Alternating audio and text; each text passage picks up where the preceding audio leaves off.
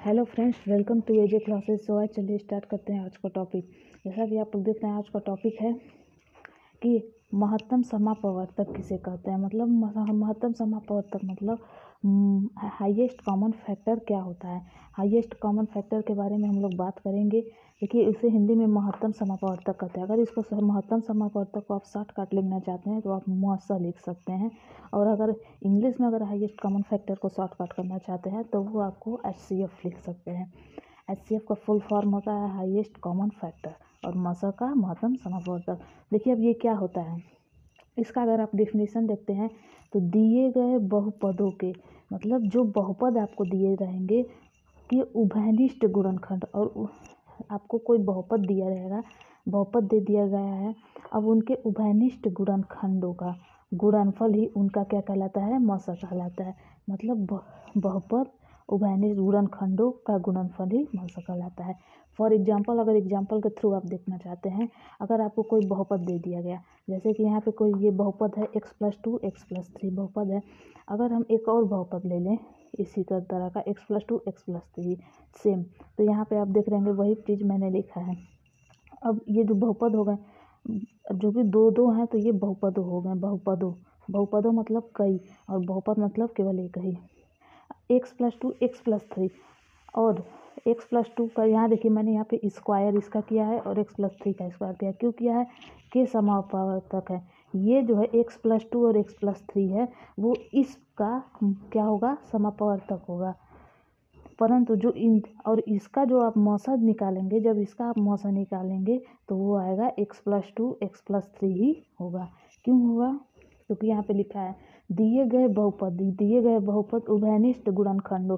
अगर उनका उभयनिष्ठ गुणनखंड मतलब इसमें एक और इसी बहुपद का अगर मल्टीप्लिकेशन करते हैं तो उनका गुणनफल, यहाँ पे गुणनफल गुणा करेंगे तो एक स्क्वायर हो जाएगा, तो ये स्क्वायर हो गया का उनका मसा कहलाता है। अब इनका मसा यही कहलाएगा, कुछ और नहीं कहलाएगा। ये था एग्जाम्पल। अगर और भी आप एग्जाम्पल के थ्रू देखना चाहते हैं तो हम एक क्वेश्चन के थ्रू आपको समझाते हैं। जैसे कि मान लीजिए आपको कोई क्वेश्चन दे दिया जाए,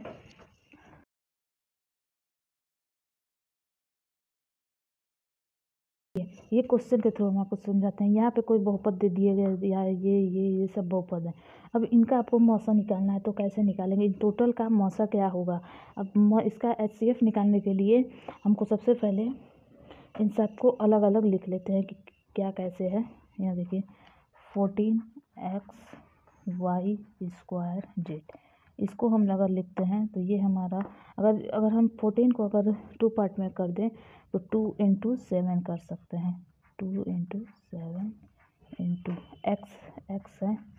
और देखिए y² है तो यहाँ पे y डबल बार लिख सकते हैं, z एक बार है।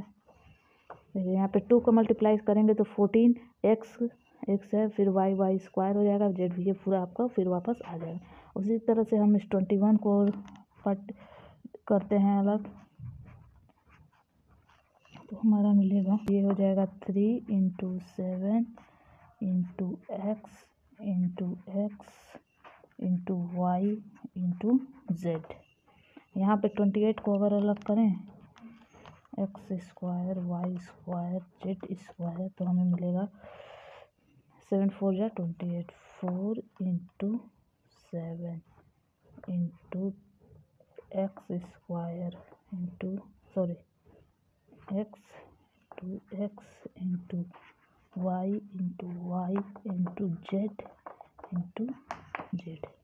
हम इन तीनों को अलग अलग यहाँ पे लिख लिए हैं।